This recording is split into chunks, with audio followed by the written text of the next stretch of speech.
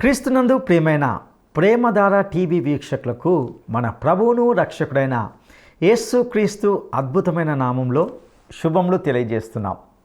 నేటి మన ధ్యాన భాగంగా ద్వితీయోపదేశ కాండము 13, 14 అధ్యాయాలను ధ్యానించుకోబోతున్నాం. ఇందులో అబద్ధ ప్రవక్తలను గూర్చి దేవుని ప్రజలు ఎలాంటి జాగ్రత్తలు తీసుకోవాలో, అబద్ధ దేవతలను గూర్చిన హెచ్చరికలను సంబంధించిన విషయాలను తెలుసుకుంటాం. ఎందుకంటే వారికి దేవుని వాక్యము ధర్మశాస్త్రము రూపంలో ఉన్నది కనుక సత్యమేమిటో వారికి తెలియజేయబడుతుంది. ఎవరైనా అనగా అబద్ధ ప్రవక్తయే కానీ కలలు గనవాడే కానీ మిమ్మల్ని తప్పుత్రోవ పట్టించి ఆధ్యాత్మికంగా భ్రష్టు పట్టిస్తే శిక్ష తప్పదని దేవుడు వారిని హెచ్చరిస్తున్నట్లుగా చూస్తాం. మీరు మీ దేవుడైన యెహోవాకు లోబడి ఆయనకు మాత్రమే భయపడి ఆయన ఆజ్ఞలను అనుసరించి హత్తుకొని ఉండాలని దేవుడు కోరుకుంటున్నట్లుగా చూస్తాం. ఇక 14వ అధ్యాయంలో 3 సంగతులు చెప్పబడ్డాయి. చనిపోయిన వారి విషయంలో ఎలా ఉండకూడదో, ఆహారం విషయంలో ఎలాంటి నియమాలు పాటించాలో, దశమ భాగం ఇచ్చు విషయంలో వాటి నిబంధనలను గురించి చెబుతున్నాడు. ఇక ఈ సందేశం ద్వారా మనము మన విశ్వాస జీవితానికి సంబంధించి కొన్ని సత్యాలను తెలుసుకోవడానికి సిద్ధపడదామా? ప్రియ సోదరీ సోదరులారా, ద్వితీయోపదేశ కాండం 13వ అధ్యాయం అబద్ధ ప్రవక్తలను గూర్చి ప్రజలు ఎలా జాగ్రత్త తీసుకోవాలో మనకు నేర్పుతుంది. అంతేకాదు, అబద్ధ కృత్రిమ దేవతలను గురించి కూడా కొన్ని హెచ్చరికలు చేయబడినవి. 18వ అధ్యాయంలో కూడా అబద్ధ ప్రవక్తల విషయం ప్రస్తావించబడింది. అబద్ధ ప్రవక్తలు ఎవరో పసికట్టడం ఇశ్రాయేలు ప్రజలకు అంత కష్టమేమీ కాదు. ఎందుకనగా వీరికి దేవుని వాక్యం ఉన్నది, ధర్మశాస్త్రము ఉన్నది. అబద్ధ ప్రవక్తలను గురించి ఎట్టి చర్య తీసుకోవాలో ధర్మశాస్త్రం తేటగా చెబుతుంది. దేవుని ప్రజలను పెడదోవ పట్టించే వారికి విమత విధానాలను ప్రజలకు నేర్పి వారిని ఆధ్యాత్మికంగా భ్రష్టు పట్టించే వారికి దేవుని శిక్ష తప్పదు. ద్వితీయోపదేశ కాండం 13వ అధ్యాయం మొదటి 4 వచనాలు వినండి. ప్రవక్తయే గాని కలలు గనేవాడే కాని మీ మధ్య లేచి మీ ఎదట సూచక క్రియనైనా మహత్కార్యమునైనా చేసి మీరు ఎరుగని ఇతర దేవతలను అనుసరించి పూజిద్దాము రమ్మని చెప్పిన ఎడల అతడు నీతో చెప్పిన సూచకక్రియ గాని సంభవించిన ఆ ప్రవక్త మాటలను కలలుగనేవాని మాటలను వినకూడదు. మీరు మీ దేవుడైన యెహోవాను మీ పూర్ణ హృదయముతో పూర్ణాత్మతో ప్రేమిస్తున్నారో లేదో తెలుసుకోవడానికి మీ దేవుడైన యెహోవా మిమ్ములను పరీక్షిస్తున్నాడు. మీరు మీ దేవుడైన యెహోవాకు లోబడి ఆయనకే భయపడి ఆయన ఆజ్ఞలను అనుసరించి ఆయన మాట విని ఆయనను సేవించి ఆయనను హత్తుకొని ఉండాలి. ఈ రోజున ఎవరు అబద్ధ ప్రవక్తలో కనిపెట్టడం కష్టం. అబద్ధ ప్రవక్తలు అద్భుతాలు చేస్తారు. క్రైస్తవ విశ్వాసానికి సంబంధించిన సత్యాలను బోధించనివాడు, అలా ప్రవర్తించనివాడు ఎన్ని అద్భుతాలు చేసినా అతని మాటలు నమ్మకూడదు. అతడు అబద్ధ ప్రవక్తే. నీవు నడువవలెనని నీ దేవుడైన యెహోవా నీకు ఆజ్ఞాపించిన మార్గంలో నుండి నిన్ను తొలగించునట్లు ఈజిప్టు దేశములో నుండి మిమ్మును రప్పించి దాస్యగృహములో నుండి మిమ్మును విడిపించిన మీ దేవుడైన యెహోవా మీద తిరుగుబాటు చేయడానికి మిమ్ములను ప్రేరేపించాడు గనుక ఆ ప్రవక్తకు ఆ కలలుగనేవానికి మరణశిక్ష విధించాలి. ఆ విధంగా మీ మధ్య నుండి ఆ చెడుతనాన్ని పరిహరించాలి. అబద్ధ బోధకులను ధర్మశాస్త్ర ప్రకారం రాళ్లతో కొట్టి చంపాలని ఉంది. నాటి సమాజంలో అబద్ధ బోధలు కొరుకుడు పుండు లాంటివి. దానిని పూర్తిగా తొలగించాలి. శస్త్రచికిత్స చెయ్యాలి. మన దేవుడు గొప్ప శస్త్రచికిత్స నిపుణుడు. ఆధ్యాత్మికమైన ఈ కొరుకుడు పుండును పూర్తిగా తొలగించటమే దేవుని అభీష్టం. కొందరు అబద్ధ బోధకులు దుర్బోధలు చేసి విశ్వాసులను తప్పుదోవ పట్టిస్తారు. దేవుని వాక్యంతో తప్పుడు బోధలను కలిపేస్తారు. ఇశ్రాయేలు సమాజంలో అలాంటిది జరగకూడదు. ఎవడైనా అలాంటి పని చేస్తే అతనికి మరణశిక్ష విధించబడుతుంది. అహాబు, యెజెబెలు వృత్తాంతం మీకు తెలుసు కదా. ఈ యెజెబెలు దేవుని ప్రజలను అన్యమతారాధనకు దిగజార్చింది. అందుచేత వారి మీదికి శిక్ష వచ్చింది. ఉత్తర దేశం అంతా చెరగొనిపోబడింది. ద్వితీయోపదేశకాండం 13వ అధ్యాయం 6-9 వరకు వినండి. నీ తల్లి కుమారుడే కాని, నీ సహోదరుడే కాని, నీ కుమారుడే కాని, నీ కుమార్తె గాని, నీ కౌగిటి భార్యయే కాని, నీ ప్రాణ స్నేహితుడే కాని, భూమి యొక్క ఈ కొన మొదలుకొని ఆ కొన వరకు మీకు సమీపముగా ఉండినా, మీకు దూరముగా ఉండినా, మీ చుట్టూ ఉండే జనముల దేవతల్లో నీవు నీ పితరులు ఎరుగని ఇతర దేవతలను పూజిద్దాము రమ్మని రహస్యంగా నిన్ను ప్రేరేపించిన ఎడల వారి మాటకు సమ్మతింపకూడదు. వారి మాట వినకూడదు. వారిని కటాక్షింపకూడదు. వారి యందు జాలిపడకూడదు. వాటిని మాటుపరచకూడదు. అవశ్యముగా వారిని చంపాలి. చంపటానికి నీ జనులందరికి ముందుగా నీ చెయ్యి మొదట వాని మీద పడాలి. రాళ్లతో వారిని చావగొట్టాలి. ఏలయనగా ఈజిప్టు దేశములో నుండి, దాస్యగృహములో నుండి నిన్ను రప్పించిన నీ దేవుడైన యెహోవా వద్ద నుండి వారు నిన్ను తొలగించడానికి ప్రయత్నిస్తారు. అప్పుడు ఇశ్రాయేలీయులందరూ విని భయపడతారు. గనుక నీ మధ్య అట్టి దుష్కార్యము ఏది ఇక మీదట చెయ్యరు. ఇదంతా వింటుంటే మీకేమనిపిస్తోంది? ఇది క్రూరత్వమా? నిర్దాక్షిణ్యమా? దోషిపై మొదటి రాయి వేయవలసి వచ్చినప్పుడు ఆ వ్యక్తి మనస్సు ఎలా ఉంటుంది? అయినా ఇది తప్పనిసరి. దీనివల్ల అనేక మంది ప్రజలు బాగుపడతారు. ఉత్తర రాజ్యం విగ్రహారాధనలో పడిపోయినప్పుడు ఏమి జరిగింది? వేల కొలది మంది హతమైపోయారు. మిగిలిన వారు అష్షూరు రాజ్యంలోకి చెరగొనిపోబడ్డారు. ఇంత జననష్టం కలుగకుండా మొదట్లోనే ఆ అబద్ధ బోధకులను ఒకరిద్దరిని అంతం చేసి ఉంటే సరిపోయేది. ఈ రోజున నేరము, శిక్ష అనే ఈ 2 అంశాలకు ఎన్నెన్నో వ్యాఖ్యానాలు చేసేవారున్నారు. న్యాయాధిపతులు దేవుని ఎరుగని వారైతే వారికి ఆధ్యాత్మిక విలువలు తెలియవు. దేవుని వాక్యంలో ధర్మశాస్త్రం ఎట్టి లోపము లేనిది. దేవుని జ్ఞానాన్ని విమర్శ చేయగలవారెవరు? ఈ రోజున మరణశిక్ష రద్దు చేయాలని కొందరంటున్నారు. అది ఎంతవరకు సత్ఫలితాలనిస్తుందో అనుభవించే వరకు తెలియదు. దేవుని వాక్యం కాలదోషం పట్టినది కాదు. పాపం పెచ్చరిల్లిపోతోంది. నేరానికి తగ్గ శిక్ష విధిస్తేనే కాని నేరాల సంఖ్య తగ్గదు. దొంగతనాలు, హత్యలు, మానభంగాలు తమ వృత్తిగా చేపట్టిన దుండగీండ్లకు సరైన శిక్ష విధించాల్సిన బాధ్యత న్యాయాధిపతులదే. దేవుడు వారికి అట్టి తీర్పు చేయడానికి అధికారమిచ్చాడు. ఇశ్రాయేలు ప్రజలు దేవునికి భయపడాలి. దేవునికి విధేయులై బ్రతకాలి. ద్వితీయోపదేశకాండం 13వ అధ్యాయం 12-18 వరకు వినండి. నీ దేవుడైన యెహోవా నీవు నివసించటానికి ఈ పురములను నీకిచ్చాడు. అందులో ఏదో ఒక చోట పనికిమాలిన కొందరు లేచి మీరు ఎరుగని ఇతర దేవతలను పూజిద్దాము రండని పౌరులను ప్రేరేపించారని నీవు వినిన ఎడల నీవు ఆ సంగతిని శోధించి పరీక్షించి బాగా విచారించాలి. అది నిజమైన ఎడల, అనగా అట్టి హేయమైనది మీ మధ్య జరిగిన ఎడల ఆ పౌరులందరినీ అవశ్యముగా కత్తివాత సంహరించి దానిలో ఉన్న సమస్తమును, దాని పశువులను కత్తివాత నిర్మూలం చెయ్యాలి. దాని కొల్ల సొమ్మంతటిని విశాల వీధిలో చేర్చి నీ దేవుడైన యెహోవా పేరిట ఆ పురమును, ఆ కొల్ల సొమ్మంతటిని అగ్నితో పూర్తిగా కాల్చివెయ్యాలి. అది తిరిగి కట్టబడక ఎల్లప్పుడూ పాడు దిబ్బ అయి ఉంటుంది.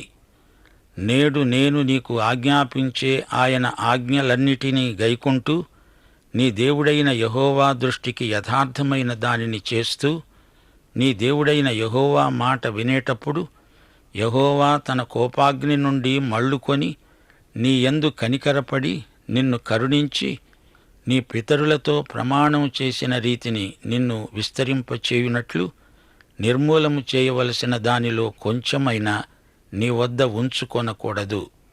గమనించారా? తొందరపడి తీర్పు చెప్పకూడదు. సమగ్రంగా విచారణ జరిపించాలి. వాస్తవం తెలుసుకోవాలి. అప్పుడే న్యాయసమ్మతంగా తీర్పు చెప్పాలి. నేరం జరిగినప్పుడు దాన్ని బట్టి నగరమంతా హతమైపోతుంది. అన్యాయం జరుగుతున్నప్పుడు చూస్తూ ఉదాసీనంగా ఉన్న వారికి కూడా అందరితో పాటు శిక్ష వస్తుంది, తప్పదు. కొందరు క్రైస్తవులు అనుకుంటున్నారు, ఒకరి జోలి మనకెందుకు, మనం మౌనంగా ఉండిపోదాం. అన్యాయం జరిగేటప్పుడు మౌనంగా ఉండటం కూడా అపరాధమే. అవసరమైనప్పుడు సత్యం కోసం నిలవాలి. మన అసమ్మతి తెలియచేయాలి. నోరు మూసుకొని కూర్చోకూడదు, లేకపోతే అందరూ హతమైపోతారు. సరే, ఇప్పుడు 14వ అధ్యాయంలోకి వద్దాము. ఈ అధ్యాయంలో తిరిగి భోజన పదార్థ నియమాలు ప్రస్తావించబడ్డాయి. ఇదంతా లేవియకాండం 11వ అధ్యాయంలో, ద్వితీయోపదేశకాండం 12వ అధ్యాయంలో వివరించబడింది. అయితే ఇప్పుడు 14వ అధ్యాయంలో మరికొన్ని ప్రాముఖ్యమైన వివరాలు పొందుపరచబడినాయి. లేవియకాండంలోని భోజన నియమాలు అరణ్య ప్రయాణమంతటా అమలుపరచబడినాయి. ఊహించలేని మేలులతో నింపిన నా యేసయ్యా, నీకు నా వందనం. ఊహించలేని మేలులతో నింపిన నా యేసయ్యా, నీకు నా వందనం. వర్ణించగలనా నీ కార్యము, వివరించగలనా నీ మేలులను. వర్ణించగలనా నీ కార్యము, వివరించగలనా నీ మేలులను. ఊహించలేని మేలులతో నింపిన నా యేసయ్యా, నీకు నా వందనం. ఊహించలేని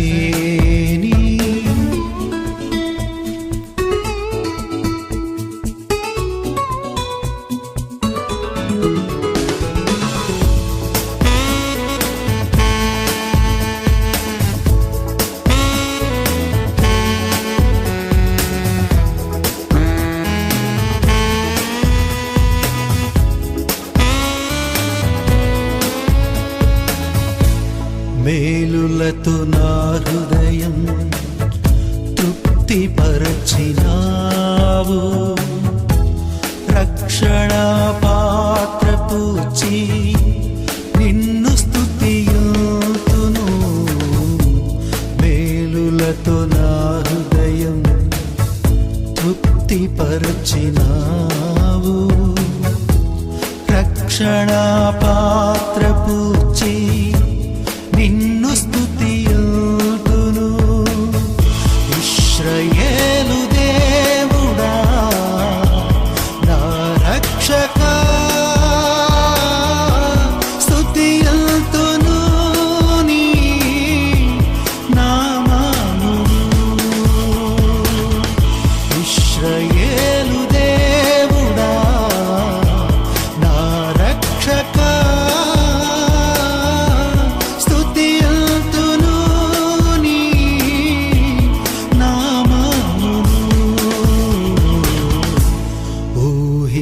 ఊహించలేని మేలులతో నింపిన నా యేసయ్యా. ఇప్పుడు ద్వితీయోపదేశకాండం 14వ అధ్యాయం 1-2 వచనాలు వినండి. మీరు మీ దేవుడైన యెహోవాకు బిడ్డలు గనుక చనిపోయిన వాడు ఎవడైనా అతణ్ణి బట్టి మిమ్మును మీరు కోసికొనకూడదు. మీ కనుబొమ్మల మధ్య బోడి చేసుకోకూడదు. ఏలయనగా మీ దేవుడైన యెహోవాకు మీరు ప్రతిష్ఠిత జనం. యెహోవా భూమి మీద ఉన్న సమస్త జనములలో విశేషముగా తనకు స్వకీయ జనమగునట్లు మిమ్ములను ఏర్పరచుకున్నాడు. ఇవన్నీ అన్యాచారాలు. వారి ఆచారాలను తెచ్చిపెట్టుకోవడం దేవుని పట్ల అపచారమే అవుతుంది. మనం ఇంతకు ముందు లేవియకాండం వివరంగా విన్నాము.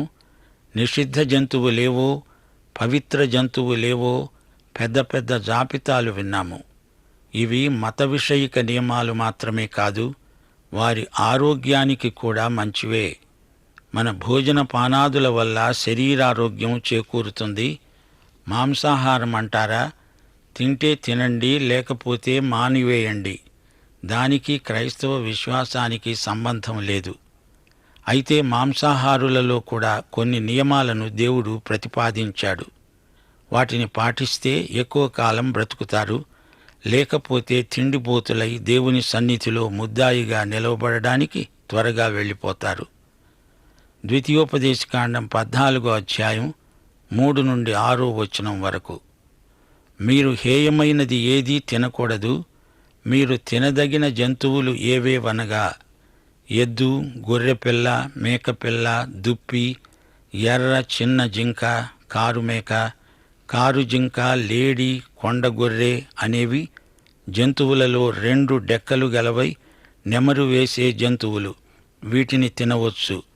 నెమరు వేసే వాటిలోనిదే కాని 2 డెక్కలు గల వాటిలోనిదే కాని నెమరు వేసి ఒంటి డెక్కలు గల ఒంటె, కుందేలు, పొట్టి కుందేలు అనే వాటిని తినకూడదు. అవి మీకు హేయములు. పంది 2 డెక్కలు గలదైనను నెమరు వేయదు గనుక అది మీకు హేయం. వాటి మాంసం తినకూడదు. వాటి కళేబరములను ముట్టకూడదు. సోదరీ సోదరులారా, జంతువుకు గిట్టలు చీలి ఉండాలి అని చెప్పబడింది. అప్పుడు అది పరిశుద్ధమైనదని ఎంచవచ్చు. ఇది విశ్వాసి జీవితానికి సంకేతం. గిట్టలు చీలడం అంటే ప్రత్యేకించబడిన జీవితం. లోకం నుండి ప్రత్యేకించబడిన వారే విశ్వాసులు. లోకము నుండి ప్రత్యేకించబడిన వారు దేవుని కోసం ప్రత్యేకింపబడిన వారవుతున్నారు. ఏవో కొన్ని అలవాట్లు మానటం కాదు, క్రీస్తు కోసం ప్రత్యేకించబడి ప్రతిష్ఠించబడడం. అప్పుడు నీ ప్రవర్తనలో గొప్ప పరివర్తన కలుగుతుంది. ఇకపోతే రెండోది, నెమరు వేసే జంతువు పవిత్రమైనది. దివారాత్రములు దేవుని వాక్యమందు ఆనందించేవారే పరిశుద్ధులు. దేవుని వాక్యమును ధ్యానించేవారే పరిశుద్ధులు. వాక్యాన్ని ధ్యానించడం అంటే నెమరు వేయడం. ఆవును చూడండి, ఇది నెమరు వేస్తుంది. మొదట ఆదరాబాదరాగా మేస్తుంది. ఆ తరువాత చెట్టు నీడన మంచి ఎండ సమయంలో పరుండి హాయిగా నెమరు వేస్తూ ఉంటుంది. అనగా తాను అంతకుముందు మేసిన దాన్ని నోటిలోకి తెచ్చుకొని దాన్ని నములుతుంది. దేవుని వాక్యాన్ని అలా నెమరు వేయాలి. మరల మరల దేవుని వాక్యాన్ని ధ్యానిస్తూ ఉండాలి. గిట్టలు చీలి ఉండాలి, నెమరు వేయాలి. ఈ 2 లక్షణాలు ఉంటేనే అది పవిత్ర జంతువు. పంది గిట్టలు చీలినదే కాని నెమరు వెయ్యదు. నిషిద్ధ జంతువుల మాంసం తినకూడదు. ద్వితీయోపదేశకాండం 14వ అధ్యాయం 9, 10 వచనాలు. నీట నివసించే వాటన్నింటిలో మీరు వేటిని తినవచ్చుననగా రెక్కలు పొలుసులు గల వాటినన్నింటినీ తినవచ్చును. రెక్కలు పొలుసులు లేని వాటిని మీరు తినకూడదు. అవి మీకు హేయం. జలచరములైన ప్రాణులకు రెక్కలు పొలుసులు ఉండాలి. అవి పవిత్రమైనవి. ఇప్పుడు పక్షుల జాబితా వింటారా? మోషే ధర్మశాస్త్రానికి ఈ రోజున కూడా కట్టుబడి ఉన్నవారు కొందరున్నారు. వారు పందిని తినరు గాని పక్షులన్నింటినీ తింటారు. ఇప్పుడు వినండి 11వ వచనం నుండి. మీరు తినరానివి ఏవనగా పక్షిరాజు, పెద్ద బోరువ, క్రౌంచ పక్షి, పిల్లిగద్ద, గద్ద, తెల్లగద్ద, రకరకాల కాకులు, నిప్పుకోడి, కపిరిగాడు, కోకిల, రకరకాల డేగలు, పైడికంటి, గుడ్లగూబ, హంస, గూడబాతు, తెల్లబందు, చెరువు కాకి, చీకుబాతు, సారస పక్షి, పలు విధాల సంకుబుడి కొంగలు, మామూలు కొంగ, కుక్కుడు గువ్వ, గబ్బిళం, ఎగిరే ప్రతి పురుగు మీకు హేయం. వాటిని తినకూడదు. పవిత్రమైన ప్రతి పక్షిని తినవచ్చును. ఇప్పుడు ద్వితీయోపదేశకాండం 14వ అధ్యాయం 21 నుండి 29 వరకు వినండి. చచ్చిన దానిని మీరు తినకూడదు. మీ ఇంట ఉన్న పరదేశికి దానిని ఇవ్వవచ్చు. వాడు దానిని తినవచ్చు, లేక అన్యునికి దానిని అమ్మవచ్చు. ఏలయనగా నీ దేవుడైన యెహోవాకు నీవు ప్రతిష్ఠితమైన జనం. మేకపిల్లను దాని తల్లిపాలతో వండకూడదు. ప్రతి సంవత్సరమున నీ విత్తనముల పంటలో 10% అవశ్యముగా వేరుపరచాలి.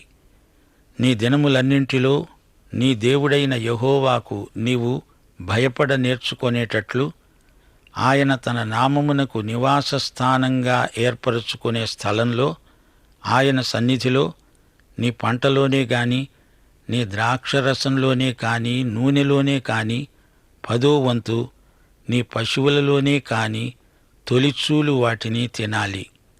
మార్గము దీర్ఘముగా ఉన్నందున, అనగా యెహోవా నామ నివాస స్థలం మిక్కిలి దూరంగా ఉన్నందువల్ల నీవు వాటిని మోయలేని ఎడల, నీ దేవుడైన యెహోవా నిన్ను ఆశీర్వదించేటప్పుడు వాటిని వెండికి మార్చి, ఆ వెండిని చేతపట్టుకొని నీ దేవుని నిర్ణీత స్థలానికి వెళ్ళి, నీవు కోరే దేనికైనా, ఎద్దులకు, గొర్రెలకు, ద్రాక్షరసమునకు, మద్యమునకు, నీవు కోరేదానికి ఆ వెండిని ఇచ్చి, అక్కడ నీ దేవుడైన యెహోవా సన్నిధిలో భోజనం చేసి, నీవు నీ ఇంటివారు, నీ ఇంట ఉండే లేవీయులు సంతోషించాలి.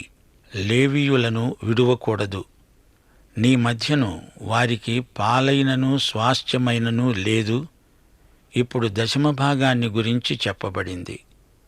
నీ దేవుడైన యెహోవా నీవు చేసే నీ చేతి పని అంతటిలో నిన్ను ఆశీర్వదించేటట్లు 3 సంవత్సరాలకొకసారి ఆ ఏట నీకు కలిగిన పంటలో 10వ వంతంతా బయటికి తెచ్చి నీ ఇంట ఉంచాలి.